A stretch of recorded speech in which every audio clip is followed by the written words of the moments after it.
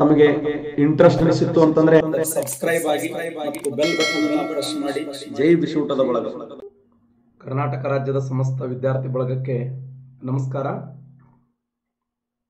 ನಾನು ನಿಮ್ಮ ಪ್ರೀತಿಯ ಶರಣಯ್ಯ ಭಂಡಾರಿ ಮಠ. ಸ್ನೇಹಿತರೆ, ಮೊದಲೇ ಕ್ವಶನ್ ಹೋಗೋಣ. ಆಧುನಿಕ ಭಾರತ ಇತಿಹಾಸದಲ್ಲಿ ಕ್ವಶನ್ ಏನಿದೆ ಅಂತಂದ್ರೆ, ಆಗಸ್ಟ್ ಪ್ರಸ್ತಾವನೆಯನ್ನು ಬ್ರಿಟಿಷರು ನೀಡಿದಂಥ ವರ್ಷ ಯಾವುದಂತ ಕ್ವಶನ್ ಆಗಿದೆ. ಆಗಸ್ಟ್ ಪ್ರಸ್ತಾವನೆಯನ್ನು ಬ್ರಿಟಿಷರು ನೀಡಿದಂಥ ವರ್ಷ ಇದು KS 1999ರಲ್ಲಿ ಕೇಳಿದಂಥ ಪ್ರಶ್ನೆ. ಎಸ್,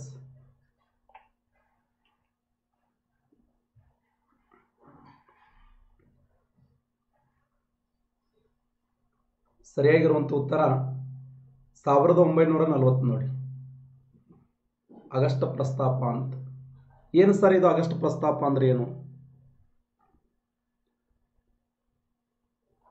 ಆಗಸ್ಟ್ ಪ್ರಸ್ತಾಪ ಅಂತಂದ್ರೆ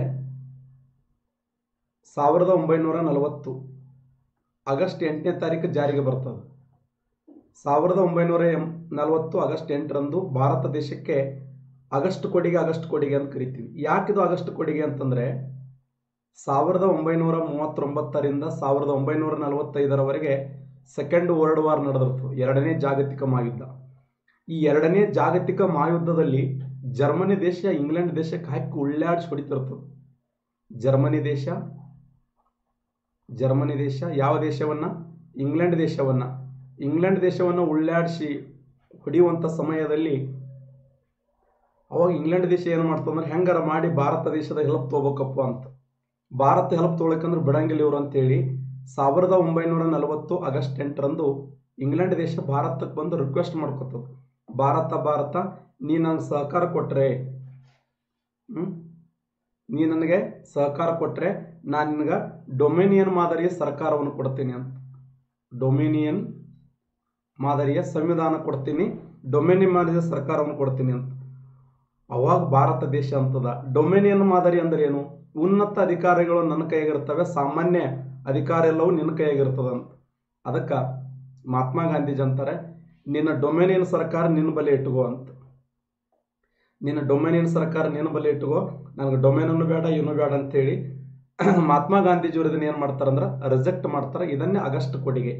ಯಾಕೆ ಇದಕ್ಕೆ ಆಗಸ್ಟ್ ಪ್ರಸ್ತಾಪ ಅಂತ ಕರೆದ್ರಂದ್ರೆ, ಆಗಸ್ಟ್ ತಿಂಗಳಲ್ಲಿ ಬಂದದ್ದು, ಆ ಉದ್ದೇಶಕ್ಕಾಗಿ ಇದನ್ನ ಆಗಸ್ಟ್ ಪ್ರಸ್ತಾಪ ಅಂತ ಕರೆದ್ರು. ಆಗಸ್ಟ್ 8ನೇ ತಾರೀಕು ಬರ್ತದೆ, ಆಗಸ್ಟ್ 8ರಂದು. ಆ ಉದ್ದೇಶಕ್ಕಾಗಿ ಇದನ್ನ ಆಗಸ್ಟ್ ಪ್ರಸ್ತಾಪ ಅಂತ ಹೇಳಿ ಕರೀತಾರೆ. ಓಕೆನಾ? ನೆಕ್ಸ್ಟ್, ಎಕ್ಸಲೆಂಟ್, ಒಳ್ಳೆ ಪ್ರಶ್ನೆ ಇದು. KS 2008ರಲ್ಲಿ ಕೇಳಿದಂಥ ಪ್ರಶ್ನೆ, ವೆರಿ ಇಂಪಾರ್ಟೆಂಟ್. ಗಾಂಧಿ ಮತ್ತು ಅನಾರ್ಕಿ ಎಂಬ ಕೃತಿಯನ್ನು ಬರೆದವರು ಯಾರು?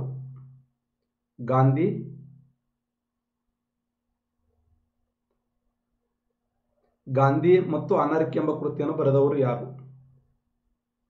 ಗಾಂಧಿ ಅನಾರ್ಕಿ ಎಂಬ ಕೃತಿಯನ್ನು ರಚನೆ ಮಾಡಿದವರು ನಂಬೂದ್ರಿ ಪಾದ್ರಿ ಅವರು, ಮೊಹಮ್ಮದ್ ಅಲಿ ಜಿನ್ನಾ ಅವರು, ಸುಭಾಷ್ ಚಂದ್ರ ಬೋಸ್ ಅವರು, ಸಿ ಶಂಕರ್ ನಾಯರ್ ಅವರು. ಕರೆಕ್ಟ್ ಆನ್ಸರ್ ಮಾಡಿ ನೋಡೋಣ. ನೋಡಿ, ಗಾಂಧಿ ಮತ್ತು ಅನಾರ್ಕಿ ಎಂಬ ಕೃತಿಯನ್ನು ರಚನೆ ಮಾಡಿದವರು ಯಾರಂತ ಕ್ವಶನ್ ಆಗಿದೆ. ಗಾಂಧಿ ಮತ್ತು ಅನಾರ್ಕಿ ಎಂಬ ಕೃತಿಯನ್ನು ರಚನೆ ಮಾಡಿದವರು ನಂಬೂದ್ರಿ ಪಾದ್ರಿ ಅವರು, ಮೊಹಮ್ಮದ್ ಅಲಿ ಜಿನ್ನಾ ಅವರು, ಸುಭಾಷ್ ಚಂದ್ರ ಬೋಸ್ ಅವರು, ಶಂಕರ್ ನಾಯರ್ ಅವರು. 2008 KS ಕೇಳಿದಂಥ ಪ್ರಶ್ನೆ. ಸರಿಯಾಗಿರುವಂಥ ಉತ್ತರ, ಕರೆಕ್ಟ್ ಆನ್ಸರ್ ಮಾಡಿ ನೋಡೋಣ. ಗಾಂಧಿ ಅಂಡ್ ಅನಾರ್ಕಿ ಎಂಬ ಕೃತಿಯನ್ನು ಬರೆದವರು ಯಾರಂದ್ರ C Shankar Nair. Right answer ನೋಡಿ, ಸಿ ಶಂಕರ್ ನಾಯರ್, ಕೇರಳ ರಾಜ್ಯದವರು ಇವರು. ಗಾಂಧಿ ಅಂಡ್ ಅನಾರ್ಕಿ ಎಂಬ ಕೃತಿಯನ್ನು ಬರೀತಾರೆ. ಭಾರತದ ಸ್ವತಂತ್ರ ಹೋರಾಟದಲ್ಲಿ ಇವರ ಪ್ರಾಮುಖ್ಯತೆ ಎಷ್ಟಿದೆ ಅಂತಂದ್ರೆ, 1919ರಲ್ಲಿ ಭಾರತ ದೇಶಕ್ಕೆ ರೌಲತ್ ಕಾಯ್ದೆ ಜಾರಿಗೆ ಬಂದಿತ್ತಲ್ಲ, ಆ ರೌಲತ್ ಕಾಯ್ದೆ ಜಾರಿಗೆ ಬಂದ ಸಮಯದಲ್ಲಿ 35 ಜನ ಸದಸ್ಯರಿದ್ರು. ಆ 35 ಜನ ಸದಸ್ಯರಲ್ಲಿ ಏಕೈಕ ಭಾರತೀಯ ಯಾರಂದ್ರ ಸಿ ಶಂಕರ್ ನಾಯರ್. ಏಕೈಕ ಭಾರತೀಯ ಯಾರಂದ್ರ ಸಿ ಶಂಕರ್ ನಾಯರ್. ಈತ ಬರೆದ ಪ್ರಸಿದ್ಧವಾದ ಕೃತಿ ಯಾವುದಂದ್ರೆ Gandhi and anarchy. Gandhi and anarchy ಎಂಬ ಗ್ರಂಥವನ್ನು ಬರೀತಾರೆ, ನೆನಪಿಡಿ. ಕ್ವಶನ್ ಏನಾಗಿದೆ, ಗಾಂಧಿ ಮತ್ತು ಅನರ್ಕಿ ಎಂಬ ಕೃತಿಯನ್ನು ಬರೆದವರು ಯಾರಂದ್ರೆ ಸಿ ಶಂಕರ್ ನಾಯರ್. ಸಿ ಶಂಕರ್ ನಾಯರ್ ಏನ್ ಮಾಡ್ತಾರೆ ಅಂದ್ರೆ ಗಾಂಧಿ ಅಂಡ್ ಅನರ್ಕಿ ಎಂಬ ಗ್ರಂಥವನ್ನ ರಚನೆ ಮಾಡಿದರು. Very important. ನೆಕ್ಸ್ಟ್ ಕ್ವಶನ್, ಯಾವ ಕಾಂಗ್ರೆಸ್ ಅಧ್ಯಕ್ಷರು ಮತ್ತು ಅಧ್ಯಕ್ಷೀಯ ಭಾಷಣದಲ್ಲಿ ಹಿಂದಿ ಭಾಷೆಗೆ ರೋಮನ್ ಲಿಪಿಯನ್ನು ಪ್ರತಿಪಾದಿಸಿದರು ಅಂತ KS 2000ರಲ್ಲಿ ಕೇಳಿದಂಥ ಪ್ರಶ್ನೆ ಇದು. ಯಾವ ಕಾಂಗ್ರೆಸ್ ಅಧ್ಯಕ್ಷರು ಅಧ್ಯಕ್ಷೀಯ ಭಾಷಣದಲ್ಲಿ ಹಿಂದಿ ಭಾಷೆಗೆ ರೋಮನ್ ಲಿಪಿಯನ್ನು ಪ್ರತಿಪಾದಿಸಿದರು? ಜವಾಹರ್ಲಾಲ್ ನೆಹರು ಅವರು, ಮೊಹಮ್ಮದ್ ಅಲಿ ಜಿನ್ನಾ ಅವರು, ಸುಭಾಷ್ ಚಂದ್ರ ಬೋಸ್ ಅವರು, ಮಹಾತ್ಮ ಗಾಂಧೀಜಿಯವರು.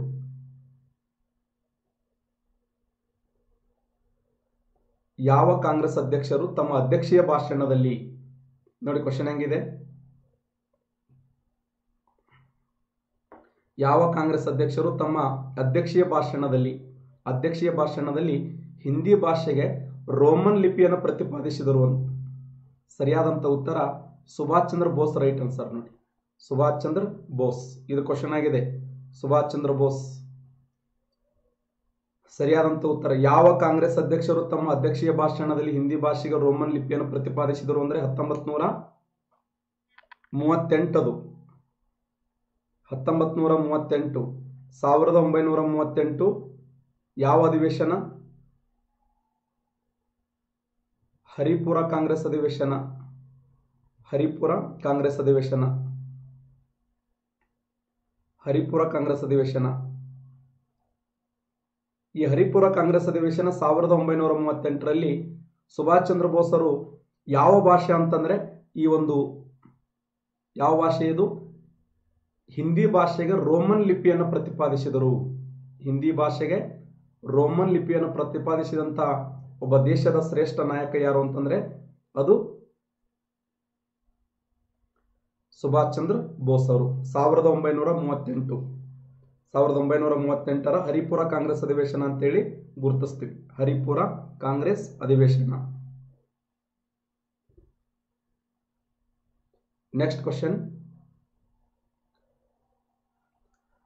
ನೆಕ್ಸ್ಟ್ ಕ್ವಶನ್, ಇದು ಕೂಡ ಗ್ರೂಪ್ ಸಿ 2018ರಲ್ಲಿ ಕೇಳಿದಂಥ ಪ್ರಶ್ನೆ. ಗ್ರೂಪ್ ಸಿ 2018ರಲ್ಲಿ ಕೇಳಿದಂಥ ಪ್ರಶ್ನೆ ಇದು. ಅಸಹಕಾರ ಚಳವಳಿ ಅವಧಿಯಲ್ಲಿ ವಿದೇಶಿ ಬಟ್ಟೆಗಳನ್ನ ಸುಡುವಿಕೆಯನ್ನ ಅವು ಜಡತ್ಯಾಜ್ಯ ಎಂಬುದಾಗಿ ಪರಿಗಣಿಸಿ ಕರೆ ನೀಡಿದವರು ಯಾರು? ಅಸಹಕಾರ ಚಳವಳಿಯ ಸಮಯದಲ್ಲಿ ವಿದೇಶಿ ಬಟ್ಟೆಗಳನ್ನು ಸುಡುವಿಕೆಯನ್ನ ಜಡತ್ಯಾಜ್ಯ ಎಂಬುದನ್ನಾಗಿ ಪರಿಗಣಿಸಿ ಕರೆ ನೀಡಿದವರು ಯಾರು ಅಂತ ಕ್ವಶನ್ ಆಗಿದೆ. ಯಾರು? ಮೊಹಮ್ಮದ್ ಅಲಿ ಜಿನ್ನಾ ಅವರು, ಮಹಾತ್ಮ ಗಾಂಧೀಜಿ ಅವರು, ರವೀಂದ್ರನಾಥ್ ಟ್ಯಾಗೂರ್ ಅವರು, ಜವಾಹರ್ಲಾಲ್ ನೆಹರು ಅವರು. ಯಾರು ಈ ಮಾತನ್ನು ಹೇಳ್ತಾರೆ? ಸರಿಯಾದಂಥ ಉತ್ತರ ರವೀಂದ್ರನಾಥ್ ಟ್ಯಾಗೂರ್ ಅವರು ಈ ಮಾತು ಹೇಳ್ತಾರೆ ನೋಡಿ. ರವೀಂದ್ರನಾಥ್ ಟ್ಯಾಗೂರ್. ವೆರಿ ಇಂಪಾರ್ಟೆಂಟ್ ಆಗಿರುವಂಥ ಪ್ರಶ್ನೆ ಇದು. ಅಸಹಕಾರ ಚಳವಳಿ ಅವಧಿಯಲ್ಲಿ ವಿದೇಶಿ ಬಟ್ಟೆಗಳನ್ನ ಸುಡುವಿಕೆಯನ್ನ ಅವು ಜಡತ್ಯಾಜ್ಯ ಎಂಬುದನ್ನಾಗಿ ಕರೆ ನೀಡಿದವರು ಯಾರು ಅಂತಂದ್ರೆ ಸರಿಯಾದಂಥ ಉತ್ತರ ರವೀಂದ್ರನಾಥ್ ಟ್ಯಾಗೂರ್ ಅವರು. ಸರಿ ಉತ್ತರ. ಓಕೆನಾ? ಅಸಹಕಾರ ಚಳವಳಿ ಅವಧಿಯಲ್ಲಿ ವಿದೇಶಿ ಬಟ್ಟೆಗಳನ್ನು ಸುಡುವಿಕೆ, ವಿದೇಶಿ ವಸ್ತುಗಳನ್ನ ಬಹಿಷ್ಕರಿಸಬೇಕು, ದೇಶೀಯ ವಸ್ತುಗಳನ್ನ ಸ್ವೀಕಾರ ಮಾಡಬೇಕು ಅನ್ನೋದೇ ಈ ಒಂದು ವಿದೇಶಿ ಚಳವಳಿಯ ಒಂದು ಹೋರಾಟ ಆಗಿತ್ತು. ಅಸಹಕಾರ ಚಳವಳಿಯ ಸಮಯದಲ್ಲಿ ಈ ಋಣಾತ್ಮಕ ಕಾರ್ಯಕ್ರಮಗಳು ಮತ್ತು ಧನಾತ್ಮಕ ಕಾರ್ಯಕ್ರಮಗಳು ಬಹಳ ಇಂಪಾರ್ಟೆಂಟ್ ಅನಿಸ್ತದೆ. ನೆಕ್ಸ್ಟ್, ಬ್ರಿಟಿಷ್ ಭಾರತದಲ್ಲಿ ದೆಹಲಿಗಿಂತ ಮೊದಲ ಭಾರತ ರಾಜಧಾನಿ ಎಲ್ಲಿತ್ತು? ಯಾವ ಸ್ಥಳದಲ್ಲಿತ್ತು? ಇದು PC ಕೇಳಿದಂಥ ಪ್ರಶ್ನೆ. 2019 ಕಲ್ಕತ್ತಾ, ಬಿಹಾರದ ಪಾಟ್ನಾ, ಬಾಂಬೆ, ಲಕ್ನೋ. ಬ್ರಿಟಿಷ್ ಭಾರತದಲ್ಲಿ ದೆಹಲಿಗಿಂತ ಮೊದಲ ಭಾರತ ರಾಜಧಾನಿ ಎಲ್ಲಿತ್ತು? ಕಲ್ಕತ್ತಾ, ಪಾಟ್ನಾ, ಬಾಂಬೆ, ಲಕ್ನೋ. ಎಸ್, ಸರಿಯಾದಂಥ ಉತ್ತರ ಆನ್ಸರ್ ಮಾಡ್ತಾ ಇದ್ದೀರಿ ಎಲ್ಲರೂ. ಎಕ್ಸಲೆಂಟ್. ಸರಿಯಾದಂಥ ಉತ್ತರ ಕಲ್ಕತ್ತಾ. ರೈಟ್ ಆನ್ಸರ್ ನೋಡಿ. ಕಲ್ಕತ್ತಾ ಸರಿ ಉತ್ತರ. ಕಲ್ಕತ್ತಾ ಸರಿ ಉತ್ತರ. ಕಲ್ಕತ್ತಾ ರೈಟ್ ಆನ್ಸರ್ ನೋಡಿ. ಕಲ್ಕತ್ತಾ.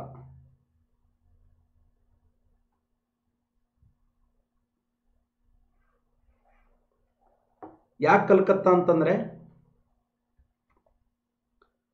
1911ರಲ್ಲಿ ಅವರು ಕಲ್ಕತ್ತಾದಿಂದ ದೆಹಲಿಗೆ ರಾಜಧಾನಿ ವರ್ಗಾವಣೆ ಮಾಡ್ತಾರೆ. ಕಲ್ಕತ್ತಾದಿಂದ ದೆಹಲಿಗೆ ರಾಜಧಾನಿಯನ್ನ ವರ್ಗಾವಣೆ ಮಾಡಿದರು. ಕಲ್ಕತ್ತಾದಿಂದ ದೆಹಲಿಗೆ ರಾಜಧಾನಿ ವರ್ಗಾವಣೆ ಮಾಡಿದವರು ಯಾರಂದ್ರೆ ಲಾರ್ಡ್ ಹಾರ್ಡಿಂಜ್ ಅನ್ನುವಂಥ ವ್ಯಕ್ತಿ. ಈ ಕಲ್ಕತ್ತಾದಿಂದ ದೆಹಲಿಗೆ ರಾಜಧಾನಿ ವರ್ಗಾವಣೆ ಮಾಡಲಾಗ್ತದೆ. ಲಾರ್ಡ್ ಹಾರ್ಡಿಂಜ್ ಅನ್ನುವಂಥ ವ್ಯಕ್ತಿ ಏನು ಮಾಡ್ತಾನೆ ಅಂದ್ರೆ ಕಲ್ಕತ್ತಾದಿಂದ ದೆಹಲಿಗೆ ರಾಜಧಾನಿ ವರ್ಗಾವಣೆ ಮಾಡುವಂತ. ಯಾಕಂದ್ರೆ ಕಲ್ಕತ್ತಾ 1911ರ ಸಮಯದಲ್ಲಿ ಬೂದಿ ಮುಚ್ಚಿದ ಕೆಂಡವಾಗಿತ್ತು.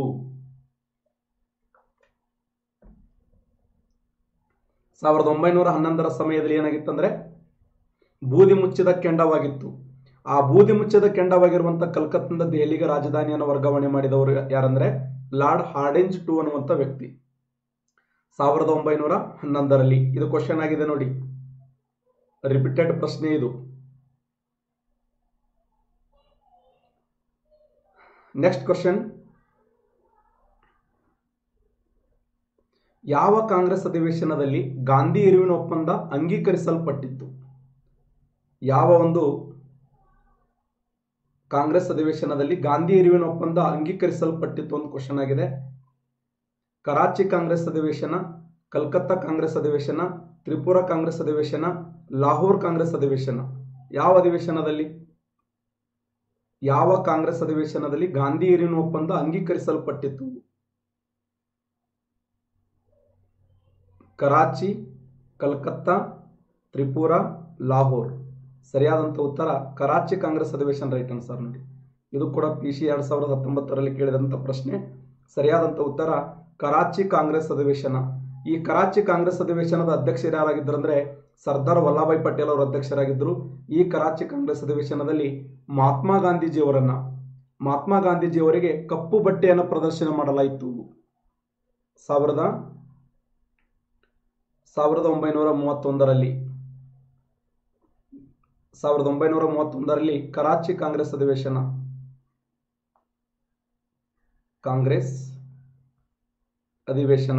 ಈ ಕಾಂಗ್ರೆಸ್ ಅಧಿವೇಶನದ ಅಧ್ಯಕ್ಷರು ಯಾರಾಗಿದ್ದರಂದ್ರೆ ಸರ್ದಾರ್ ವಲ್ಲಭಾಯ್ ಪಟೇಲ್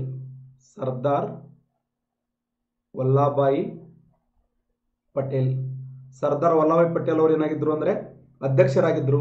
ಈ ಒಂದು ಸಂದರ್ಭದಲ್ಲಿ ಸರ್ದಾರ್ ವಲ್ಲಭಾಯ್ ಪಟೇಲ್ ಅವರು ಏನು ಮಂಡಿಸ್ತಾರೆ ಅಂದ್ರೆ ಮೂಲಭೂತ ಹಕ್ಕುಗಳನ್ನು ಮಂಡಿಸ್ತಾರೆ ನೋಡಿ. ಮೂಲಭೂತ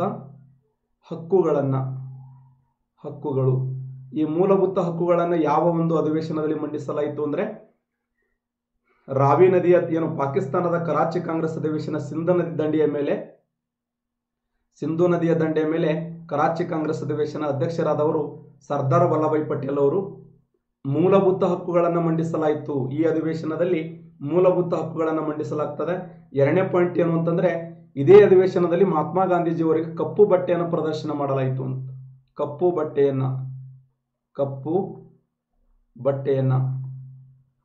ಬಟ್ಟೆಯನ್ನು ಯಾಕೆ ಪ್ರದರ್ಶನ ಮಾಡಿದರು ಅಂದರೆ ಈಗಾಗಲೇ ಇರ್ವಿನ್ ಒಪ್ಪಂದ ಆಗಿತ್ತು. 1931 ಮಾರ್ಚ್ 5ರಂದು ಮಹಾತ್ಮ ಗಾಂಧೀಜಿ ಮತ್ತು ಇರ್ವಿನ್ ಅವರ ಮಧ್ಯದಲ್ಲಿ 1931ರಂದು ಇರ್ವಿನ್ ಒಪ್ಪಂದ ಅಥವಾ ದೆಹಲಿ ಒಪ್ಪಂದ. ಆ ದೆಹಲಿ ಒಪ್ಪಂದದಲ್ಲಿ ಗಾಂಧೀಜಿಯವರು ಏನು ಹೇಳಿದ್ದಾರೆ ಅಂದ್ರೆ ಇಲ್ಲ, ಸ್ವತಂತ್ರ ಹೋರಾಟಗಾರರನ್ನ ಕೈ ಬಿಡಬೇಕು, ಸ್ವತಂತ್ರ ಹೋರಾಟಗಾರರನ್ನ ಜೈಲಿನಿಂದ ಹೊರಗೆ ಬಿಡಬೇಕು ಅಂತೇಳಿ ಗಾಂಧೀಜಿಯವರು ಪ್ರತಿಪಾದನೆ ಮಾಡ್ತಾರ ಸ್ನೇಹಿತರೆ. ಆದರೂ ಕೂಡ ಇರ್ವಿನ್ ಏನ್ ಮಾಡ್ತಾನಂತಂದ್ರೆ ಇಲ್ಲಿ ಭಗತ್ ಸಿಂಗ್, ರಾಜಗುರು, ಸುಖದೇವರನ್ನ ಗಲ್ಲಿಗೇರಿಸಲಾಗ್ತದೆ. ಭಾರತ ಪಾಕಿಸ್ತಾನದ ಗಡಿಯಲ್ಲಿರುವಂತಹ ಹುಸೈನವಾಲಾ ಎಂಬ ಸ್ಥಳದಲ್ಲಿ ಅವರಿಗೆ ಅಂತ್ಯ ಸಂಸ್ಕಾರ ಮಾಡಲಾಗ್ತದೆ.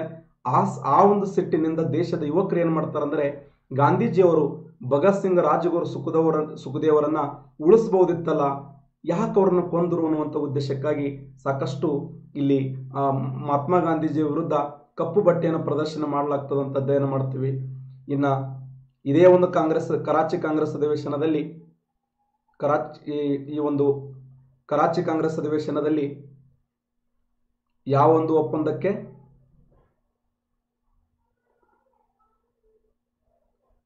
ಈ ಒಂದು ಗಾಂಧಿ ಇರುವಿನ ಒಪ್ಪಂದ. ಇವತ್ತಿಗೂ ಎಷ್ಟೋ ಜನರು ಪ್ರಶ್ನೆ ಕೇಳ್ತಾರೆ ಏನು ಅಂತಂದ್ರೆ ಭಗತ್ ಸಿಂಗ್, ರಾಜಗುರು, ಸುಖದೇವರನ್ನ ಗಲ್ಲಿಗೇರಿಸಿದ ನಂತರವೂ ಕೂಡ ಯಾಕೆ ಇವರು 2ನೇ ದುಂಡು ಮೇಜಿನ ಸಮ್ಮೇಳನದಲ್ಲಿ ಅಥವಾ ಬ್ರಿಟಿಷ್ ಸರ್ಕಾರದ ವಿರುದ್ಧ ಪ್ರಶ್ನೆಯನ್ನು ಮಾಡಲಿಲ್ಲ, ಬ್ರಿಟಿಷ್ ಸರ್ಕಾರಕ್ಕೆ ಅವರು ಪ್ರಶ್ನೆ ಮಾಡಬೇಕಿತ್ತಲ್ಲ ಅನ್ನುವಂಥ ಮಾತನ್ನ ಸಾಕಷ್ಟು ಜನರು ಇಲ್ಲಿ ಪ್ರಶ್ನೆಗಳನ್ನು ಕೇಳ್ತಾ ಬರ್ತಾರೆ. ಅದೇನೇ ಇರಲಿ, ಒಟ್ಟಾರೆಯಾಗಿ ಭಾರತ ದೇಶದ ಇತಿಹಾಸದಲ್ಲಿ ಮಹಾತ್ಮ ಗಾಂಧೀಜಿ ಅವರಿಗೆ ಇದೊಂದು ಕಪ್ಪು ಚುಕ್ಕಿ ಅಂತ ಹೇಳಿ ನಾವು ಕರಿತೀವಿ. ಇನ್ನು FDA 1997ರಲ್ಲಿ ಕೇಳಿದಂಥ ಪ್ರಶ್ನೆ ಇದು. ಯಾವ ಕಾರಣಕ್ಕಾಗಿ ಗಾಂಧೀಜಿಯವರು ಚಂಪಾರಣ್ಯ ಸತ್ಯಾಗ್ರಹವನ್ನು ಪ್ರಾರಂಭಿಸಿದರು? ಯಾವ ಕಾರಣಕ್ಕಾಗಿ ಗಾಂಧೀಜಿಯವರು ಚಂಪಾರಣ್ಯ ಸತ್ಯಾಗ್ರಹವನ್ನು ಆರಂಭಿಸಿದರು?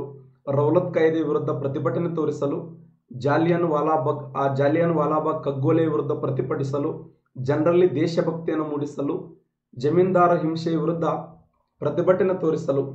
Very important question. 1997ರಲ್ಲಿ ಕೇಳಿದಂಥ ಪ್ರಶ್ನೆ. ಕರೆಕ್ಟ್ ಆನ್ಸರ್ ಮಾಡಿ. ಯಾವ ಕಾರಣಕ್ಕಾಗಿ ಗಾಂಧೀಜಿಯವರು ಚಂಪಾರಣ್ಯ ಸತ್ಯಾಗ್ರಹವನ್ನು ಪ್ರಾರಂಭಿಸಿದರು? ಕರೆಕ್ಟ್ ಆನ್ಸರ್ ಮಾಡಿ. ರೌಲತ್ ಕಾಯ್ದೆ ವಿರುದ್ಧ ಪ್ರತಿಭಟನೆ ತೋರಿಸಲು, ಜಾಲಿಯನ್ ವಾಲಾಬಾಗ್ ಕಗ್ಗೊಲೆಯ ವಿರುದ್ಧ ಪ್ರತಿಭಟಿಸಲು, ಜನರಲ್ಲಿ ದೇಶಭಕ್ತಿಯನ್ನು ಮೂಡಿಸಲು, ಜಮೀನ್ದಾರರ ಹಿಂಸೆಯ ವಿರುದ್ಧ ಪ್ರತಿಭಟಿಸಲು. ಎಕ್ಸಲೆಂಟ್. ಡಿ ಕರೆಕ್ಟ್ ಆನ್ಸರ್ ಮಾಡ್ತಾ ಇದ್ದೀರಿ. ಸರಿಯಾದಂಥ ಉತ್ತರ ಡಿ ರೈಟ್ ಆನ್ಸರ್ ನೋಡಿ. ಡಿ ಸರಿಯಾಗಿರುವಂಥ ಉತ್ತರ. ಜಮೀನ್ದಾರರ ಹಿಂಸೆಯ ವಿರುದ್ಧ ಅಂದರೆ ಗಾಂಧೀಜಿಯವರು ಭಾರತ ದೇಶದಲ್ಲಿ ಮಾಡಿರ್ತಕ್ಕಂಥ 3 ಪ್ರಧಾನವಾದಂಥ ಚಳವಳಿಗಳು ಅಂದರೆ 1917ರಲ್ಲಿ ಚಂಪಾರಣ್ಯ ಸತ್ಯಾಗ್ರಹ, ಇನ್ನು 1918ರಲ್ಲಿ ಅಹಮದಾಬಾದ್ ಹತ್ತಿಗಿರಣಿ ಹೋರಾಟ, ಇನ್ನು 1918ರಲ್ಲಿ ಖೇಡಾ ಸತ್ಯಾಗ್ರಹ ಅಂತ ಕರಿತೀವಿ. ಖೇಡಾ ಸತ್ಯಾಗ್ರಹ. ಗಾಂಧೀಜಿಯವರು ಈ ಚಂಪಾರಣ್ಯ ಎಲ್ಲಿರೋದಂದ್ರೆ ಬಿಹಾರ್ ರಾಜ್ಯದಲ್ಲಿದೆ. ಬಿಹಾರ್ ರಾಜ್ಯದಲ್ಲಿ ಚಂಪಾರಣ್ಯ ಗಾಂಧೀಜಿ ಮಾಡಿದಂಥ ಮೊದಲ ಚಳವಳಿ ನೋಡಿ. ಭಾರತ ದೇಶದ ಸ್ವತಂತ್ರ ಹೋರಾಟದಲ್ಲಿ ಗಾಂಧೀಜಿಯವರು ಮಾಡಿರ್ತಕ್ಕಂಥ ಮೊಟ್ಟ ಮೊದಲ ಚಳವಳಿ ಅಂದ್ರೆ ಚಂಪಾರಣ್ಯ. ಯಾರ ಪರವಾಗಿ ಹೋರಾಟವನ್ನು ಮಾಡ್ತಾರಂದ್ರೆ ಬಿಹಾರ್ ರಾಜ್ಯದ ರೈತರ ಪರವಾಗಿ, ನೀಲಿ ಬೆಳೆಗಾರ ಪರವಾಗಿ ಹೋರಾಟ ಮಾಡ್ತಾರೆ. ಬ್ರಿಟಿಷ್ ಸರ್ಕಾರದ ವಿರುದ್ಧ ಹೋರಾಟವನ್ನು ಮಾಡ್ತಾರೆ. ಬ್ರಿಟಿಷ್ ಸರ್ಕಾರದ ವಿರುದ್ಧ ಅಂದ್ರೆ ಆ ಬ್ರಿಟಿಷ್ ಸರ್ಕಾರ ಆ ಭಾಗದ ರೈತರಿಗೆ ಏನಂತಂದ್ರೆ, ನೀವು ನೀಲಿ ಬೆಳೆಯನ್ನು ಬೆಳಿಬೇಕು ಅಂತ. ರೈತರಂತಾರ ಆಗಲ್ಲಲ್ಲಿ ಸ್ವಚ್ಛ ನಾವು ಬೆಳೆಯಂಗಿಲ್ಲ ಅಂತ ಇವರು. ಅವರು ಬೆಳೀರಿ ಅಂತ ಅವರು. ಯಾಕೆ ಅವ್ರು ಬೆಳೀತಿದ್ರು ಅಂತಂದ್ರೆ, ಭಾರತ ದೇಶದ ಆ ನೀಲಿ ಬಟ್ಟೆ ಇದೆಯಲ್ಲ, ಅಂತಾರಾಷ್ಟ್ರೀಯ ಮಾರುಕಟ್ಟೆಯಲ್ಲಿ ಅತ್ಯಂತ ಹೆಚ್ಚು ಬೇಡಿಕೆ ಇತ್ತು. ಅಷ್ಟೇ ಅಲ್ಲದೆ ಭಾರತ ದೇಶದಲ್ಲಿ ಅತ್ಯಂತ ಕಡಿಮೆ ವೆಚ್ಚದಲ್ಲಿ ಈ ನೀಲಿ ಬೆಳೆ ಸಿಗ್ತಾ ಇತ್ತು. ಇದರಿಂದ ಭಾರತೀಯರಿಗೆ ಏನ್ ಲಾಸ್ ಇತ್ತು ಅಂತಂದ್ರೆ, ಅತ್ಯಂತ ಕಡಿಮೆ ದರದಲ್ಲಿ ಅವ್ರಿಗೆ ಕೊಡಬೇಕಲ್ಲ. ಈ ನೀಲಿ ಬೆಳೆಯನ್ನ ಬೆಳೆಯೋದರಿಂದ, ಪದೇ ನೀಲಿ ಬೆಳೆಯೋದ್ರಿಂದ ಭಾರತದ ಈ ಫಲವತ್ತತೆ ಇದೆಯಲ್ಲ, ಭೂಮಿಯ ಫಲವತ್ತತೆ ನಾಶವಾಗುತ್ತದೆ. ಭೂಮಿಯ ಫಲವತ್ತತೆ ನಾಶ ಆಗ್ತದೆ ಅಂತ ಹೇಳಿ ನಮ್ಮ ರೈತರು ಏನ್ ಮಾಡ್ತಾರೆ ಅಂದ್ರೆ, ಈ ತೀನ್ ಕತಾಯಿ ಪದ್ಧತಿ ವಿರುದ್ಧ ಹೋರಾಟವನ್ನು ಮಾಡ್ತಾರೆ. ಆ ಸಮಯದಲ್ಲಿ ಗಾಂಧೀಜಿಯವರನ್ನ ಕರಿಬೇಕು ಅಂತ ಹೇಳಿ ರಾಜ್ಕುಮಾರ್ ಶುಕ್ಲಾ ಅವರಿಗೆ ಹೇಳಿದಂತ ವಿದ್ಯಾರ್ಥಿ ಯಾರಂದ್ರೆ ಗಣೇಶ ಅನ್ನುವಂಥ ವಿದ್ಯಾರ್ಥಿ. ಆ ಗಣೇಶ್ ವಿದ್ಯಾರ್ಥಿ ಏನ್ ಮಾಡ್ತಾನೆ ಅಂದ್ರೆ, ರಾಜ್ಕುಮಾರ್ ಶುಕ್ಲಾ ಅವ್ರಿಗೆ ಹೇಳ್ತಾರೆ, ಇಲ್ಲ ಒಬ್ಬ ಮಹಾನ್ ವ್ಯಕ್ತಿ ಇದ್ದಾನೆ, ಆ ವ್ಯಕ್ತಿ ಬಂದ್ರೆ ಗ್ಯಾರಂಟಿ ಇಲ್ಲ ನಾವು ಸಕ್ಸಸ್ ಆಗ್ತೀವಿ ಅಂದಾಗ ಆ ರಾಜ್ಕುಮಾರ್ ಶುಕ್ಲಾ ಅನ್ನುವಂಥ ವ್ಯಕ್ತಿ ಏನ್ ಮಾಡ್ತಾರೆ ಅಂದ್ರೆ ಗಾಂಧೀಜಿ ಅವರಿಗೆ ಕರೆ ಕೊಟ್ಟರು ಅಂತ. ಹಾಗಾದ್ರೆ ಚಂಪಾರಣ್ಯ ಸತ್ಯಾಗ್ರಹಕ್ಕೆ ಗಾಂಧೀಜಿ ಅವರಿಗೆ ಕರೆ ಕೊಟ್ಟಂತ ನಾಯಕ ಯಾರು ಅಂತ ಕ್ವಶನ್ ಕೇಳಿದ್ದಾರೆ. ರಾಜ್ಕುಮಾರ್ ಶುಕ್ಲಾ ಏನ್ ಮಾಡ್ತಾರೆ ಅಂದ್ರೆ ಗಾಂಧೀಜಿಯವರೇ ನೀವು ಹೋರಾಟಕ್ಕೆ ಬಂದ್ರೆ ಹೋರಾಟ ಸಕ್ಸಸ್ ಆತಂದಾಗ ಬಡದಾಡಿ ಗಾಂಧೀಜಿಯವರು ಸಬರಮತಿ ಆಶ್ರಮದಿಂದ ಉತ್ತರ ಪ್ರದೇಶ ಬಿಹಾರ್ ರಾಜ್ಯದ ಚಂಪಾರಣ್ಯಕ್ಕೆ ಬರ್ತಾರೆ. ಆ ಚಂಪಾರಣ್ಯಕ್ಕೆ ಬರುವುದರ ಮೂಲಕ ಹೋರಾಟ ಮಾಡ್ತಾರೆ. ಹೋರಾಟ ಸಕ್ಸಸ್ ಆಗ್ತಾ ಸ್ನೇಹಿತರೆ. ಈ ಸಮಯದಲ್ಲಿ ಗಾಂಧೀಜಿಯವರು ಭಾರತ ದೇಶದಲ್ಲಿ ಮಾಡಿದಂತ ಮೊಟ್ಟ ಮೊದಲ ಹೋರಾಟ ಅಂತ ಕರಿತೀವಿ. ಹಾಗಾದ್ರೆ ಗಾಂಧೀಜಿಯವರು ಈ ಸಮಯದಲ್ಲಿ ಕೊಟ್ಟಂತ ಬಿರುದು ಏನಂದ್ರೆ ಗಾಂಧಿ ಬಾಬಾ ಅನ್ನುವಂಥ ಬಿರುದು. ಗಾಂಧಿ ಬಾಬಾ ಅಂತ ಕರೆದರು. ಈ ಒಂದು ಸಮ್ಮೇಳನದಲ್ಲಿ ಈ ಒಂದು ಹೋರಾಟ ಸಕ್ಸಸ್ ಆದಾಗ ಇಲ್ಲಿ ಗಾಂಧಿ ಬಾಬಾ ಅಂತ ಹೇಳಿ ಕರೆಯಲಾಯಿತು. ನೆನಪಿಡಿ, ಯಾವ ಒಂದು ಹೋರಾಟದಲ್ಲಿ ಗಾಂಧಿ ಬಾಬಾ ಅಂತ ಕರೆಯಲಾಯಿತು ಅಂದ್ರೆ ಅದು ಚಂಪಾರಣ್ಯ ಸತ್ಯಾಗ್ರಹ. ಇನ್ನು ಅಹಮದಾಬಾದ್ ಹತ್ತಿಗಿರಣಿ ಹೋರಾಟ, ಇದು ಗಾಂಧೀಜಿ ಕೈಗೊಂಡಂತ ಮೊದಲ ಉಪವಾಸ ಸತ್ಯಾಗ್ರಹ ಅಂತ ಹೇಳಿ ಕರಿತೀವಿ. Next question. ಇವರಲ್ಲಿ ಯಾರು ಆಗಸ್ಟ್ 9, 1942ರ ಮುಂಜಾನೆ ಬ್ರಿಟಿಷರೇ ಭಾರತವನ್ನು ಬಿಟ್ಟು ತೊಲಗಿ ಚಳವಳಿಗೆ ಚಾಲನೆ ಕೊಟ್ಟರು ಅಂತ ಕ್ವಶನ್ ಇಲ್ಲಾಗಿದೆ ಅಂದ್ರೆ FD 2009ರಲ್ಲಿ ಕೇಳಿದಂಥ ಪ್ರಶ್ನೆ ಇದು. Very important question.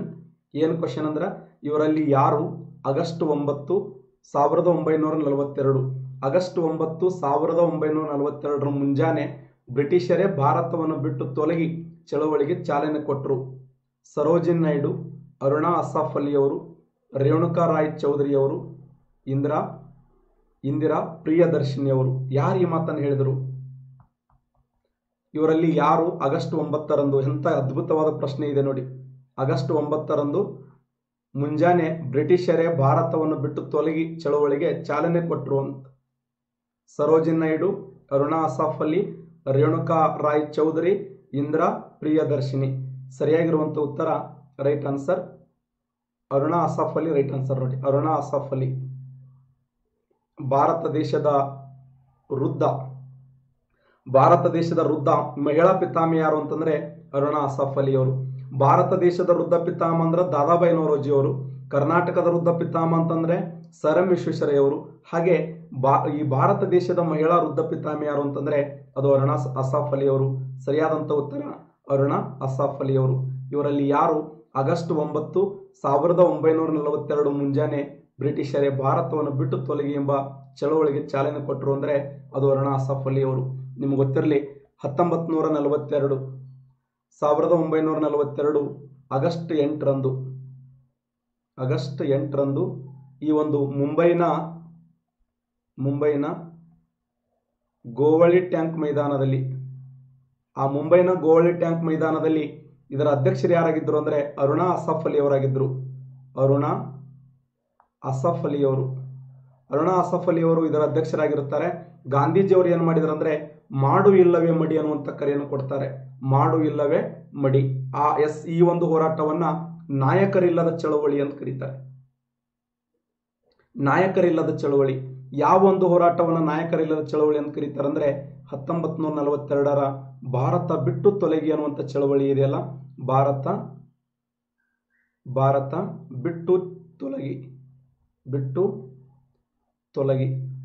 ಬಿಟ್ಟು ತೊಲಗಿ ಎಂಬ ಚಳವಳಿಯನ್ನ ಏನಂತ ಕರೀತಾರೆ ಅಂದ್ರೆ ಇದನ್ನ ನಾಯಕರಿಲ್ಲದ ಹೋರಾಟ ಅಂತೇಳಿ ಕರೀತಾರೆ. ಯಾಕೆ ಅಂತಂದ್ರೆ ಮಹಾತ್ಮ ಗಾಂಧೀಜಿಯವರನ್ನ ಆಗಸ್ಟ್ 8ನೇ ತಾರೀಕು ರಾತ್ರಿ ಬಂದು ಅಮಾತ್ ಪೊಲೀಸರು ಎತ್ಕೊಂಡು ಹೋಗಿ ಜೈಲಿಗೆ ಒಕ್ಕಟ್ಬಿಟ್ರು. ಬಿಡ್ರಲ್ಲೇ ನಮ್ಮ PGಗೆ ಯಾಕೆ ಕರ್ಕೊಂಡು ಹೊಂಟ್ರಿ, ನಾವು ಸ್ವಲ್ಪ ಹೋರಾಟ ಮಾಡ್ತೇನೆ ಅಂತ ಗಾಂಧಿ. ಏನೇನ ಮಾರ ಸುಮ್ಮನೆ ನಡಿ, ನೀ ಇಲ್ಲಿದ್ರ ಈ ದೇಶ ತುಂಬೆಲ್ಲ ಒತ್ತು ಉರಿತದ ಅಂತೇಳಿ ಅಮಾತ್ ರಾತ್ರಿ 5 ಮಂದಿ ಪೊಲೀಸರು ಯಾರಿಗೂ ಗೊತ್ತಿಲ್ಲದಂಗ ಒಂದು ಕೌದ್ಯಾಗ ಹೊಚ್ಕೊಂಡು ಹೋಗಿ ಒಕ್ಕಟ್ಬಿಟ್ರು ಗಾಂಧಿಗೆ. ಅವಾಗ ಜನರಂದ್ರು ಗಾಂಧಿ ಎಕಡೆ ಹೋದ ಅಂತ. ಗಾಂಧಿ ಜೈಲ್ನಾಗ ಹೊತ್ತೊಂಡದಾಗ ದೇಶದ ಜನತೆ ಒಂದು ಉಗ್ರ ರೂಪದ ಹೋರಾಟಕ್ಕೆ ಮುಂದಾಗ್ತಾರೆ. ಇಂಥ ಸಮಯದಲ್ಲಿ ಅರುಣಾ ಅಸಾಫ್ ಅಲಿ ಅವರು ಏನು ಕರೆ ಕೊಡ್ತಾರಂದ್ರೆ ಭಾರತ ಬಿಟ್ಟು ತೊಲಗಿ ಎನ್ನುವಂತ ಕರೆಯನ್ನು ಕೊಟ್ಟರು. ಭಾರತದ ಸ್ವತಂತ್ರ ಹೋರಾಟದಲ್ಲಿ ಭಾರತ ಬಿಟ್ಟು ತೊಲಗಿ ಎಂಬ ಒಂದು ಘೋಷಣೆಯನ್ನು ಕೂಗಿದವರು ಯಾರು ಅಂತಂದ್ರೆ ಅದು ಅರುಣಾ ಅಸಾಫ್ ಅಲಿ ಅವರು. ಇದನ್ನು ನಾಯಕರಿಲ್ಲದ ಹೋರಾಟ ಅಂತ ಕರೀತಾರೆ. ಆದಾಗ್ಯೂ ಕೂಡ ಜಯಪ್ರಕಾಶ್ ನಾರಾಯಣ ಅವರು ಕೂಡ ಇದರ ಮುಂದಾಳತ್ವ ವಹಿಸಿಕೊಂಡಿರ್ತಾರೆ. ಅರುಣಾ ಅಸಾಫ್ ಅಲಿ ಅವರು ಕೂಡ ಇದರ ಒಂದು ಮುಂದಾಳತ್ವ ವಹಿಸಿಕೊಂಡಿರ್ತಾರೆ. ಬಟ್ ಅಷ್ಟೊಂದು ಸಕ್ಸಸ್ ಆಗಲ್ಲ ಸ್ನೇಹಿತರೆ. ಇಂಥ ಸಮಯದಲ್ಲಿ ಭಾರತ ದೇಶದಲ್ಲಿ ಸ್ವತಂತ್ರ ಸಾರಿಕೊಂಡ ಮೊದಲ ಹಳ್ಳಿ ಅಂದ್ರೆ ಈಸೂರು. ನೋಡಿ, ಇದು ಕ್ವಶನ್ ಆಗಿದೆ. ಈಸೂರು ಕೊಟ್ಟರು ಈಸೂರು ಬಿಡವೆವು ಘೋಷವಾಕ್ಯ. ಈಸೂರು ಕೊಟ್ಟರು ಈಸೂರು ಬಿಡವು ಎಂಬ ಘೋಷವಾಕ್ಯದೊಂದಿಗೆ ಈ ಹೋರಾಟ ಇಡೀ ಭಾರತ ದೇಶದಲ್ಲಿ ಸ್ವತಂತ್ರ ಸಾರಿಕೊಂಡಂತ ಕರ್ನಾಟಕ ರಾಜ್ಯದ ಹೆಮ್ಮೆಯ ಶಿವಮೊಗ್ಗ ಜಿಲ್ಲೆಯ ಶಿಕಾರಿಪುರ ತಾಲೂಕಿನ ಈಸೂರು ಇಡೀ ದೇಶದಲ್ಲಿ ಸ್ವತಂತ್ರ ಸಾರಿಕೊಂಡಂತ ಮೊಟ್ಟ ಮೊದಲ ಹಳ್ಳಿ ಅಂತ ಹೇಳಿ ಗುರುತಿಸ್ತೀವಿ. ಈ ನೆಕ್ಸ್ಟ್ ಕ್ವಶನ್ SD 1991ರಲ್ಲಿ ಕೇಳಿದಂತ ಪ್ರಶ್ನೆ. ಏನು ಕ್ವಶನ್ ಅಂದ್ರೆ ದೇಶ ಬಂಧು ಎಂದು ಯಾರನ್ನು ಕರೆಯುತ್ತಿದ್ದರು ಅಂತ. 1991 SD ಕೇಳಿದಂತ ಪ್ರಶ್ನೆ. ರಾಜಗೋಪಾಲಾಚಾರಿ, CR ದಾಸರು, ಜಯಪ್ರಕಾಶ್ ನಾರಾಯಣ ಅವರು, CF ಆಂಡ್ರೋಸ್ ಅವರು ಯಾರನ್ನು ಕರೀತಿದ್ರು? ಕರೆಕ್ಟ್ ಆನ್ಸರ್ ಮಾಡಿ. ದೇಶ ಬಂಧು ಎಂದು ಯಾರನ್ನು ಕರೆಯುತ್ತಿದ್ದರು? SDA 1991ರಲ್ಲಿ ಕೇಳಿದಂತ ಪ್ರಶ್ನೆ. ದೇಶ ಬಂಧು ರಾಜಗೋಪಾಲಾಚಾರಿ ಅವರು, CR ದಾಸರು, ಜಯಪ್ರಕಾಶ್ ನಾರಾಯಣ ಅವರು, CF ಆಂಡ್ರೋಸ್ ಅವರು. ಸರಿಯಾದಂತ ಉತ್ತರ CR ದಾಸ್. ನೋಡಿ, CR ದಾಸನನ್ನ ಭಾರತ ದೇಶದಲ್ಲಿ ದೇಶ ಬಂಧು ಅಂತ ಕರೀತಿದ್ರು. ದೇಶ ಬಂಧು. ಯಾರನ್ನ ದೇಶ ಬಂಧು ಎಂದು ಕರೆಯುತ್ತಿದ್ದರಂದ್ರ CR ದಾಸ್. CR ದಾಸರು ಈ ದೇಶ ಕಂಡ ಅಪರೂಪದ ಸ್ವತಂತ್ರ ಹೋರಾಟಗಾರ. ಇವರು 1922 ಬಿಹಾರದ ಗಯಾ ಕಾಂಗ್ರೆಸ್ ಅಧಿವೇಶನದ ಅಧ್ಯಕ್ಷರಾಗಿರುತ್ತಾರೆ. ಆ ಬಿಹಾರದ ಗಯಾ ಕಾಂಗ್ರೆಸ್ ಅಧಿವೇಶನದಲ್ಲಿ ಅಧ್ಯಕ್ಷರಾಗಿ ಹೋರಾಟವನ್ನು ಮಾಡುವಂತ ಸಮಯದಲ್ಲಿ ಅವರು ಹೇಳ್ತಾರೆ, ಇದು ನನ್ನ ಕೊನೆಯ ಕಾಂಗ್ರೆಸ್ ಅಧಿವೇಶನ, ನಾನು ಮುಂದೆ ಬೇರೆ ಪಕ್ಷವನ್ನು ಸ್ಥಾಪನೆ ಮಾಡ್ತೇನೆ ಅಂತ ಹೇಳಿ ಮೋತಿಲಾಲ್ ನೆಹರು ಅವರು, ಜವಾಹರ್ಲಾಲ್ ನೆಹರು ಅವರ ತಂದೆಯಾಗಿರುವಂತಹ ಮೋತಿಲಾಲ್ ನೆಹರು ಅವರು ಮತ್ತೆ ಯಾರು CR ದಾಸರು ಮತ್ತು ವಿಠಲ್ ಭಾಯ್ ಪಟೇಲರು ಏನ್ ಮಾಡ್ತಾರೆ ಅಂದ್ರೆ ಕಾಂಗ್ರೆಸ್ ಪಕ್ಷವನ್ನು ಬಿಟ್ಟು 1923ರಲ್ಲಿ ಸ್ವರಾಜ್ಯ ಪಕ್ಷವನ್ನು ಸ್ಥಾಪನೆ ಮಾಡಿದ್ರಂತ. ಸ್ವರಾಜ್ಯ ಪಕ್ಷವನ್ನು ಸ್ಥಾಪನೆ ಮಾಡಿದಂಥ ನಾಯಕರು ಯಾರಂದರೆ ಸಿ ಆರ್ ದಾಸರು ಅಂತ ಕರಿತೀವಿ. ಸಿ ಆರ್ ದಾಸರು, ಮೋತಿಲಾಲ್ ನೆಹರು ಅವರು ಮತ್ತು ವಿಠ್ಠಲಭಾಯಿ ಪಟೇಲ್ ಅವರು ಅಂತೇಳಿ ಕರೆಯಲ್ಪಡ್ತೀವಿ. ಹಾಗಾದರೆ ಯಾರನ್ನ ಭಾರತ ದೇಶದಲ್ಲಿ ದೇಶ ಬಂಧು ಎಂದು ಕರೆಯುತ್ತಿದ್ದರಂದ್ರೆ ಸರಿಯಾದಂಥ ಉತ್ತರ C R Das. C R Das, Chittaranjan Das ಅವರನ್ನ ಏನಂತ ಕರೀತಿದ್ರು ಅಂತಂದ್ರೆ ಸಿ ಆರ್ ದಾಸ್ ಅವರನ್ನ ಏನಂತ ಕರೀತಿದ್ರು? ದೇಶ ಬಂಧು ಎಂದು ಕರೆಯುತ್ತಿದ್ದರು. ನೆಕ್ಸ್ಟ್ ಕ್ವಶನ್, ದ್ವಿರಾಷ್ಟ್ರ ಸಿದ್ಧಾಂತವನ್ನು ನೀಡಿದವರು ಯಾರು? ದ್ವಿರಾಷ್ಟ್ರ ಸಿದ್ಧಾಂತವನ್ನು ನೀಡಿದವರು B.Ed 2012ರಲ್ಲಿ ಕೇಳಿದಂಥ ಪ್ರಶ್ನೆ ಇದು. ದ್ವಿರಾಷ್ಟ್ರ ಸಿದ್ಧಾಂತವನ್ನು ನೀಡಿದವರು ಮಹಾತ್ಮ ಗಾಂಧೀಜಿಯವರು, ಮೊಹಮ್ಮದ್ ಅಲಿ ಜಿನ್ನಾ ಅವರು, ಪಂಡಿತ್ ಜವಾಹರ್ಲಾಲ್ ನೆಹರು ಅವರು, ಬ್ರಿಟಿಷರು. Very important. ದ್ವಿರಾಷ್ಟ್ರ ಸಿದ್ಧಾಂತವನ್ನು ನೀಡಿದವರು ಯಾರು ಅಂತ ಕ್ವಶನ್ ಆಗಿದೆ. ಮಹಾತ್ಮ ಗಾಂಧೀಜಿಯವರು, ಮೊಹಮ್ಮದ್ ಅಲಿ ಜಿನ್ನಾ ಅವರು, ಪಂಡಿತ್ ಜವಾಹರ್ಲಾಲ್ ನೆಹರು ಅವರು, ಬ್ರಿಟಿಷರು. ಸರಿಯಾಗಿರುವಂಥ ಉತ್ತರ ಮೊಹಮ್ಮದ್ ಅಲಿ ಜಿನ್ನಾ. ರೈಟ್ ಆನ್ಸರ್ ನೋಡಿ, ಮೊಹಮ್ಮದ್ ಅಲಿ ಜಿನ್ನಾ. ಮೊಹಮ್ಮದ್ ಅಲಿ ಜಿನ್ನಾ ಅವರನ್ನ ದ್ವಿರಾಷ್ಟ್ರ ಸಿದ್ಧಾಂತದ ಪಿತಾಮಹ ಅಂತ ಕರೀತಾರೆ. ಅಂದ್ರೆ ಭಾರತ ಹಾಗೂ ಪಾಕಿಸ್ತಾನಕ್ಕೆ ಸಪರೇಟ್ ಆಗಿರುವಂತ ರಾಷ್ಟ್ರವನ್ನು ಸೃಷ್ಟಿ ಮಾಡುವಂತ ಪ್ರಯತ್ನಕ್ಕೆ ಮುಂದಾದಂತ ವ್ಯಕ್ತಿ ಯಾರಂದ್ರೆ ಮೊಹಮ್ಮದ್ ಅಲಿ ಜಿನ್ನಾ ಅಲ್ಲ. ಅದಕ್ಕೆ ಮೊಹಮ್ಮದ್ ಅಲಿ ಜಿನ್ನಾ ಅವರನ್ನ ಏನ್ ಕರೀತಾರೆ ಅಂದ್ರೆ ದ್ವಿರಾಷ್ಟ್ರ ಸಿದ್ಧಾಂತವನ್ನ. ಎಲ್ಲಿ ದ್ವಿರಾಷ್ಟ್ರ ಸಿದ್ಧಾಂತ ಕಲ್ಪನೆಯನ್ನ ಮೊಟ್ಟ ಮೊದಲ ಬಾರಿಗೆ 1932ರಲ್ಲಿ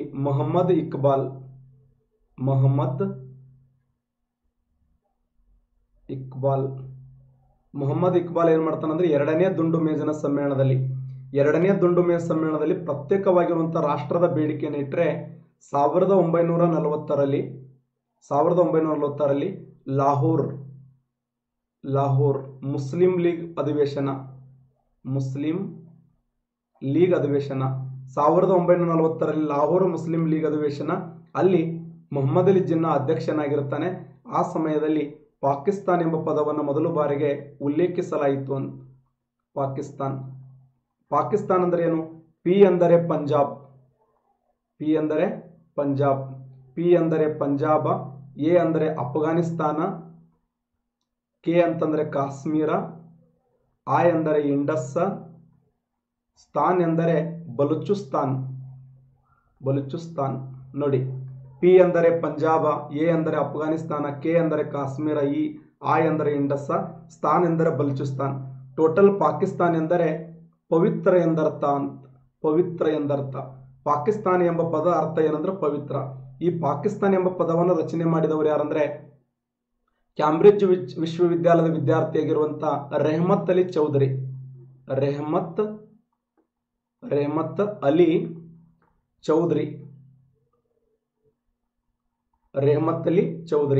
ನೋಡಿ, ಪಾಕಿಸ್ತಾನ ಎಂಬ ಪದವನ್ನು ಮೊದಲು ಬಾರಿಗೆ ಇದನ್ನು ರಚನೆ ಮಾಡಿದಂತ ವಿದ್ಯಾರ್ಥಿ ಅಂದ್ರೆ ಕ್ಯಾಂಬ್ರಿಡ್ಜ್ ವಿಶ್ವವಿದ್ಯಾಲಯದ ವಿದ್ಯಾರ್ಥಿಯಾಗಿರುವಂತಹ ರೆಹಮತ್ ಅಲಿ ಚೌಧರಿ ಏನ್ ಮಾಡ್ತಾನಂದ್ರೆ ಪಾಕಿಸ್ತಾನ ಎಂಬ ಪದವನ್ನು ಹೇಳ್ತಾನೆ.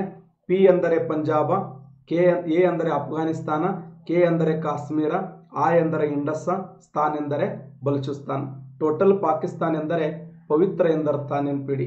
1932ರಲ್ಲಿ ಮೊಹಮ್ಮದ್ ಇಕ್ಬಾಲ್, ಎಲ್ಲಿ ಮೊಟ್ಟ ಮೊದಲ ಬಾರಿಗೆ ಮೊಹಮ್ಮದ್ ಇಕ್ಬಾಲ್ ಈ 1932ರ ಎರಡನೇ ದುಂಡು ಮೇಜಿನ ಸಮ್ಮೇಳನದಲ್ಲಿ ಪ್ರತ್ಯೇಕ ಪಾಕಿಸ್ತಾನದ ಬೇಡಿಕೆ, ಇದು ಕ್ವಶನ್ ಆಗಿದೆ. ಎರಡನೇ ದುಂಡು ಮೇಜಿನ ಸಮ್ಮೇಳನದಲ್ಲಿ ಪಾಲ್ಗೊಂಡಿರತಕ್ಕಂಥ ಉರ್ದು ಕವಿ ಯಾರಂದ್ರೆ ಮೊಹಮ್ಮದ್ ಇಕ್ಬಾಲ್. ಇದೇ ಮೊಹಮ್ಮದ್ ಇಕ್ಬಾಲ ನಮ್ಮ ಭಾರತ ದೇಶದ ಕುರಿತು ಸಾಕಷ್ಟು ಪದ್ಯಗಳನ್ನು ಬರೀತಾನೆ. ಸಾರೆ ಜಹಾ ಸೆ ಅಚ್ಚಾ ಹಿಂದೂಸ್ತಾ ಹಮಾರಾ ಸಾರೆ ಜಹಾ ಸೆ ಅಚ್ಚಾ. ಹಿಂದೂಸ್ತಾನವನ್ನು ಕುರಿತು, ಭಾರತವನ್ನು ಕುರಿತು ತನ್ನ ಪದ್ಯದಲ್ಲಿ ಭಾರತವನ್ನು ಹೊಗಳಿದಂತ ಮೊಹಮ್ಮದ್ ಇಕ್ಬಾಲ್ 1932ರ ಎರಡನೇ ದುಂಡು ಮೇಜಿನ ಸಮ್ಮೇಳನದಲ್ಲಿ ಪ್ರತ್ಯೇಕವಾಗಿರುವಂತಹ ರಾಷ್ಟ್ರದ ಬೇಡಿಕೆ ನೀಡುತ್ತಾನೆ. ಇನ್ನ ಮೊಹಮ್ಮದ್ ಅಲಿ ಜಿನ್ನಾ ಏನ್ ಮಾಡಿದ ಅಂತಂದ್ರೆ ನಮ್ಮ ಭಾರತ ದೇಶದಲ್ಲಿ ಪ್ರತ್ಯೇಕವಾಗಿರುವಂತ ಈ ಒಂದು ರಾಷ್ಟ್ರೀಯ ಸಿದ್ಧಾಂತವನ್ನು ಮಂಡಿಸಿದ. ಅದೇ ಕ್ವಶನ್ ಆಗಿದೆ ನೋಡಿ. ದ್ವಿರಾಷ್ಟ್ರ ಸಿದ್ಧಾಂತವನ್ನು ಮಂಡಿಸಿದವರು ಯಾರಂದ್ರೆ ಇಲ್ಲಿ ಮೊಹಮ್ಮದ್ ಅಲಿ ಜಿನ್ನಾ. ಒಂದು ವೇಳೆ ಇಲ್ಲಿ ಆಪ್ಷನ್ಸ್ ದಲ್ಲಿ ಮೊಹಮ್ಮದ್ ಅಲಿ ಜಿನ್ನಾದ ಬದಲಾಗಿ ಮೊಹಮ್ಮದ್ ಇಕ್ಬಾಲ್ ಬಂದರೂ ಕೂಡ ಓಕೆ. ಕ್ವಶನ್ ಕೇಳ್ತಾನೆ ಮೊಹಮ್ಮದ್ ಇಕ್ಬಾಲ್. UPSC ಕೇಳಿದಂತ ಪ್ರಶ್ನೆ ಇದು. 2008 IAS ಕೇಳಿದಂತ ಪ್ರಶ್ನೆ ಏನು ಕೇಳಿದ್ದ ಅಂತಂದ್ರೆ ಈ ಕೆಳಗಿನ ಯಾರು ನೈಟ್ಹುಡ್ ಪದವಿಯನ್ನು ತಿರಸ್ಕರಿಸಿ ಭಾರತದ ಕಾರ್ಯದರ್ಶಿ ಸಮಿತಿಯಲ್ಲಿ ಸ್ಥಾನ ಹೊಂದುವುದನ್ನು ತಿರಸ್ಕಾರ ಮಾಡಿದರು ಅಂತ ಕ್ವಶನ್ ಆಗಿದೆ. ಈ ಕೆಳಗಿನ ಯಾರು ನೈಟ್ಹುಡ್ ಪದವಿಯನ್ನು ತಿರಸ್ಕರಿಸಿದರು? ಭಾರತದ ಕಾರ್ಯದರ್ಶಿ ಸಮಿತಿಯಲ್ಲಿ ಸ್ಥಾನವನ್ನು ಹೊಂದುವುದನ್ನು ತಿರಸ್ಕರಿಸಿದರು. ಮೋತಿಲಾಲ್ ನೆಹರು ಅವರು, ಗೋಪಾಲ್ ಕೃಷ್ಣ ಗೋಖಲೆ ಅವರು, ಬಾಲಗಂಗಾಧರ ತಿಲಕರು, MG ರಾನಡೆ ಅವರು. ಕರೆಕ್ಟ್ ಆನ್ಸರ್ ಮಾಡಿ. ಸರಿಯಾದಂಥ ಉತ್ತರ ಮಹಾರಾಷ್ಟ್ರದ ಕಪ್ಪು ವಜ್ರ ಎನಿಸಿಕೊಂಡಿರತಕ್ಕಂಥ ಗೋಪಾಲ್ ಕೃಷ್ಣ ಗೋಖಲೆ ಅವರು ನೋಡಿ. ಮಹಾತ್ಮ ಗಾಂಧೀಜಿಯವರ ರಾಜಕೀಯ ಗುರು. ಮಹಾತ್ಮ ಗಾಂಧೀಜಿಯವರ ರಾಜಕೀಯ ಗುರು ಅಷ್ಟೇ ಅಲ್ಲದೆ ಇವರಿಗೆ ಇನ್ನೊಂದು ವಿಶೇಷ ಬಿರುದಿತ್ತು. ಏನು ಅಂತಂದರೆ ಇವರನ್ನು ಮಹಾರಾಷ್ಟ್ರದ ಕಪ್ಪು ವಜ್ರ ಅಂತ ಕರೀತಾರೆ. ಇವರನ್ನು ಮಹಾರಾಷ್ಟ್ರದ ಕಪ್ಪು ವಜ್ರ ಅಂತ ಕರೆದವರು ಯಾರು ಅಂತಂದರೆ ಬಾಲಗಂಗಾಧರ ತಿಲಕ್. ಸರಿಯಾದಂಥ ಉತ್ತರ ಬಾಲಗಂಗಾಧರ್ ತಿಲಕ ಸರಿ ಉತ್ತರ. ಇನ್ನು UPSC 2010ರಲ್ಲಿ ಕೇಳಿದಂಥ ಪ್ರಶ್ನೆ, ವೆರಿ ಇಂಪಾರ್ಟೆಂಟ್ ಕ್ವಶನ್. ಮಾಡು ಇಲ್ಲವೇ ಮಡಿ ಎಂಬ ಘೋಷಣೆ ಯಾವ ಚಳವಳಿಯ ಮೂಲ ಮಂತ್ರವಾಗಿತ್ತು ಅಂತ. ಮಾಡು ಇಲ್ಲವೇ ಮಡಿ ಎಂಬ ಘೋಷಣೆ ಯಾವ ಚಳವಳಿಯ ಮೂಲ ಮಂತ್ರವಾಗಿತ್ತು? ಅಸಹಕಾರ ಚಳವಳಿ, ಕಾನೂನು ಭಂಗ ಚಳವಳಿ, ಕ್ವಿಟ್ ಇಂಡಿಯಾ ಚಳವಳಿ, ಸ್ವದೇಶಿ ಚಳವಳಿ. ಯಾವ ಚಳವಳಿ? ಮಾಡು ಇಲ್ಲವೇ ಮಡಿ ಎಂಬ ಘೋಷಣೆ ಯಾವ ಚಳವಳಿಯ ಮೂಲ ಮಂತ್ರವಾಗಿತ್ತು ಅಂದರೆ ಸರಿಯಾದಂಥ ಉತ್ತರ ಕ್ವಿಟ್ ಇಂಡಿಯಾ ಚಳವಳಿ. ರೈಟ್ ಆನ್ಸರ್ ನೋಡಿ, ಕ್ವಿಟ್ ಇಂಡಿಯಾ ಚಳವಳಿ. ಕ್ವಿಟ್ ಇಂಡಿಯಾ ಚಳವಳಿ ಅಂದ್ರೂ ಒಂದೇ, ಮಾಡು ಇಲ್ಲವೇ ಮಡಿ ಅಂದ್ರೂ ಒಂದೇ ಅಲ್ಲ. ಮಾಡು ಇಲ್ಲವೇ ಮಡಿ ಅಥವಾ ಕ್ವಿಟ್ ಇಂಡಿಯಾ ಚಳವಳಿ ಅಂತ ಕರಿತೀವಿ. ಈ ಒಂದು ಚಳವಳಿಯ ಘೋಷವಾಕ್ಯ ಏನಾಗಿತ್ತಂದರೆ ಮಾಡು ಇಲ್ಲವೇ ಮಡಿ, ಡೂ ಆರ್ ಡೈ. ಇದು ಮಹಾತ್ಮ ಗಾಂಧೀಜಿಯವರ ಪ್ರಸಿದ್ಧವಾಗಿರುವಂಥ ಘೋಷಣೆ ಅಂತೇಳಿ ಕರಿತೀವಿ. ಸ್ನೇಹಿತರೆ, ಇಲ್ಲಿಗೆ ನನ್ನ ಕ್ಲಾಸನ್ನು ಮುಗಿಸ್ತಾ ಇದ್ದೇನೆ. ಧನ್ಯವಾದಗಳು. ದಯವಿಟ್ಟು ಯಾರು ಸಬ್ಸ್ಕ್ರೈಬ್ ಆಗಿಲ್ಲಲ್ಲ ಸಬ್ಸ್ಕ್ರೈಬ್ ಆಗಿ, ಶೇರ್ ಮಾಡಿ, ನಿಮ್ಮ ಸ್ನೇಹಿತರನ್ನು ಕೂಡ ಇಲ್ಲಿ ಸಬ್ಸ್ಕ್ರೈಬ್ ಮಾಡಿಸುವುದರ ಮೂಲಕ ಪ್ರತಿದಿನ ಒಂದು ವಿಶೇಷವಾದ ಕ್ಲಾಸ್ಗಳಂತವೆಲ್ಲ ಆಲಿಸಬೇಕು ಅಂತೇಳಿ ಈ ಮಾತನ್ನು ಹೇಳ್ತಾ ನನ್ನ ಕ್ಲಾಸನ್ನು ಮುಗಿಸ್ತಾ ಇದ್ದೇನೆ. ನಮಸ್ಕಾರಗಳು.